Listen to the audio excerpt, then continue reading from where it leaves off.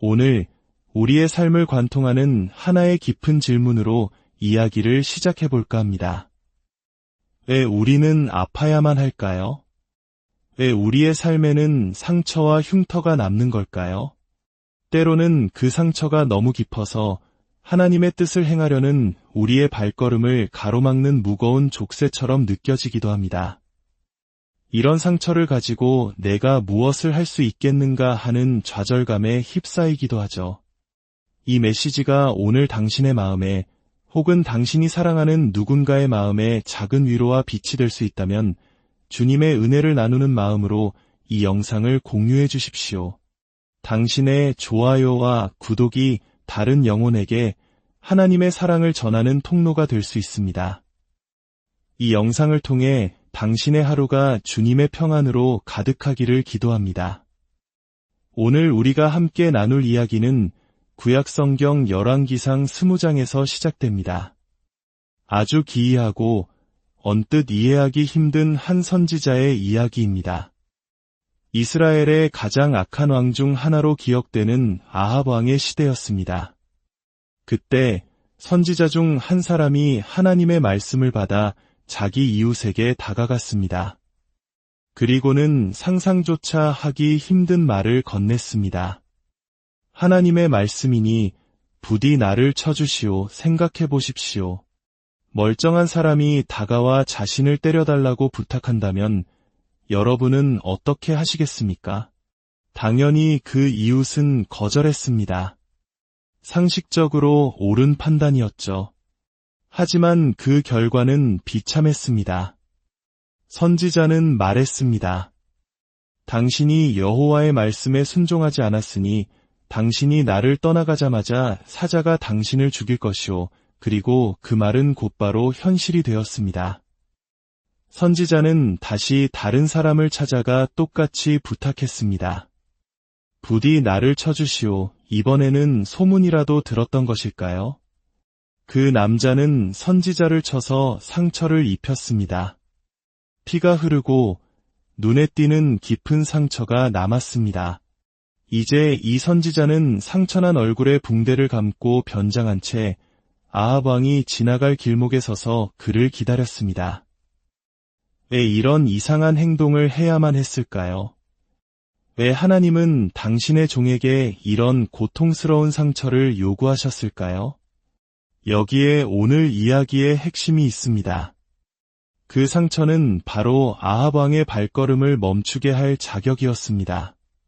수많은 선지자들이 아합에게 하나님의 말씀을 전했지만 교만하고 완악한 왕은 귀를 기울이지 않았습니다. 하지만 피 흘리는 상처와 붕대를 감은 한 남자의 모습은 그 어떤 화려한 웅변보다도 더 강력하게 왕의 시선을 사로잡았습니다. 아합 왕은 행차를 멈추고 그에게 물었습니다. 너는 누구이며 무슨 일이 있었느냐? 가장 깊은 아픔이 가장 강력한 메시지의 문을 연 것입니다. 상처는 그를 무력하게 만든 것이 아니라 오히려 왕 앞에 설 수 있는 유일한 자격증이 되었습니다. 우리 역시 그렇지 않습니까? 우리는 종종 우리의 상처를 하나님 앞에서 핑계로 삼습니다. 하나님, 저는 어린 시절에 이런 아픔을 겪었습니다.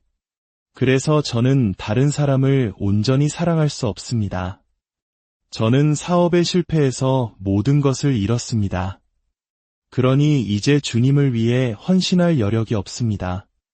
믿었던 사람에게 배신당한 상처가 너무 깊어서 더 이상 교회를 신뢰할 수 없습니다. 우리는 우리의 상처가 우리를 실격시켰다고 생각합니다. 그러나 오늘 성경은 정반대의 진리를 보여줍니다. 하나님은 우리의 상처를 통해 일하시길 원하십니다. 우리의 연약함과 깨어짐이야말로 하나님의 능력이 머무는 가장 강력한 통로가 될 수 있다고 말씀하십니다. 한 영화에서는 절체절명의 위기에 빠진 군인들의 이야기가 나옵니다. 사방에서 총알이 빗발치고 동료들이 쓰러져가는 절망적인 상황 속에서 한 병사가 팔에 총을 맞고는 말합니다. 전 부상당해서 운전할 수 없습니다. 그러자 지휘관이 소리칩니다.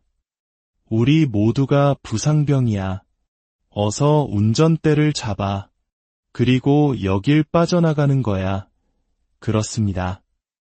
이 땅을 살아가는 우리 모두는 크고 작은 상처를 안고 살아가는 부상병과 같습니다. 완벽한 인생은 없습니다. 상처 없는 영혼도 없습니다. 문제는 나는 상처받았으니 아무것도 할 수 없어라며 주저앉아 있느냐, 아니면 상처받았지만 그럼에도 불구하고 운전대를 잡겠다고 결단하느냐의 차이입니다. 하나님은 우리의 상처가 치유될 때까지 기다리라고 말씀하지 않으십니다. 오히려 그 상처를 안고서라도 믿음의 운전대를 잡고 전진하라고 명령하십니다. 이제 당신의 상처가 무엇을 낳을지 선택해야 합니다. 당신의 아픔이 또 다른 슬픔과 원망, 그리고 절망을 낳게 하시겠습니까? 아니면 당신의 상처를 통해 다른 이를 위로하고 거대한 믿음의 용사를 키워내시겠습니까? 성경에는 스루야라는 여인이 등장합니다. 그녀는 위대한 다윗 왕의 누이였습니다. 그런데 그녀의 이름 스루야는 히브리어로 나의 상처라는 뜻을 가지고 있습니다. 아마도 그녀의 삶에는 지울 수 없는 깊은 상처나 흉터가 있었을 것입니다. 평생 자신의 이름이 불릴 때마다 그 아픔을 떠올려야 했을지도 모릅니다. 그녀는 그 상처에 매몰되어 자녀들에게 슬픔과 원망을 대물림할 수도 있었습니다. 그러나 스루야는 달랐습니다.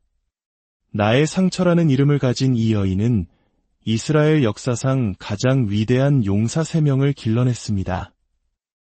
첫째 아들 요압은 다윗 왕국의 군대 총사령관이 되어 수많은 전쟁을 승리로 이끌었습니다.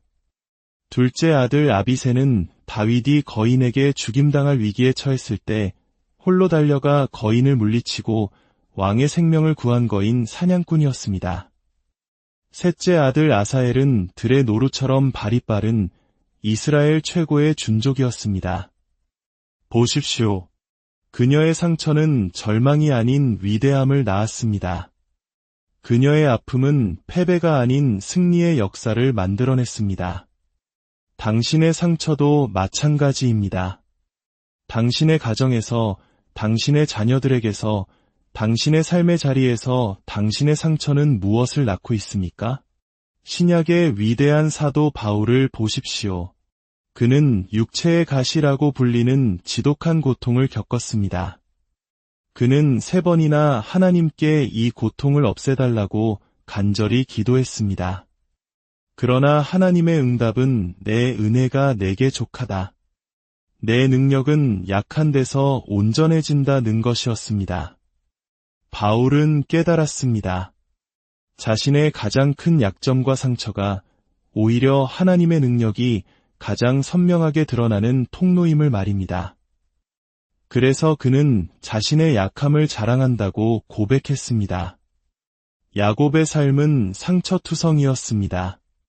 형에게 죽을 뻔했고 외삼촌에게 속았으며 사랑하는 자녀들로 인해 가슴 찢어지는 아픔을 겪었습니다.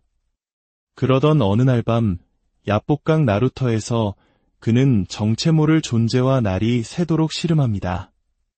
결국 그는 환도뼈가 부러지는 치명적인 상처를 입게 됩니다.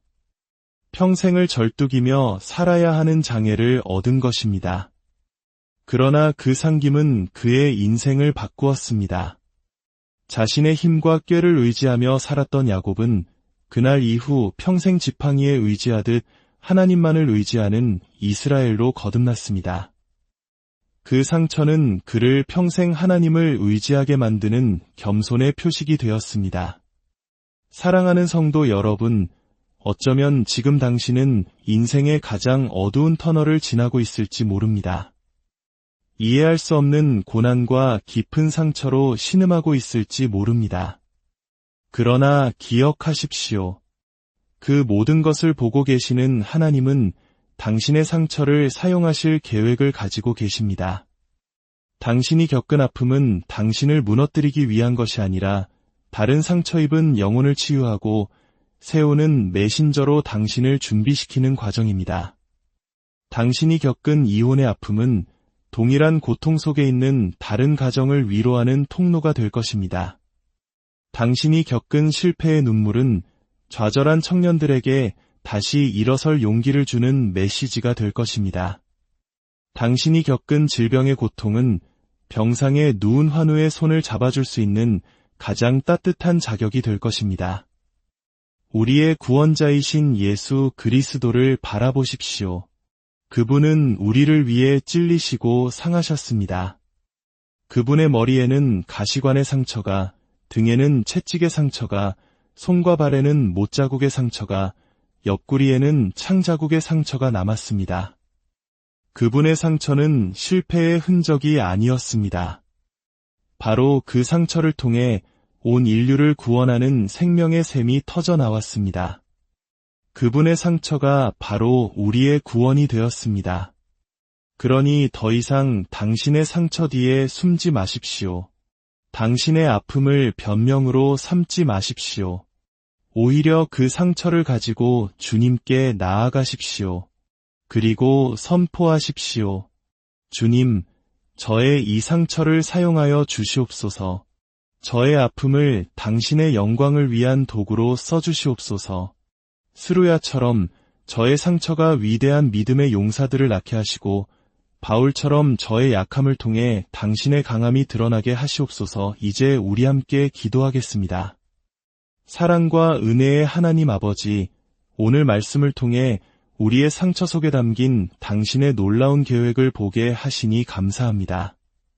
우리는 그동안 우리의 상처와 아픔을 숨기고 때로는 원망하며 살아왔음을 고백합니다.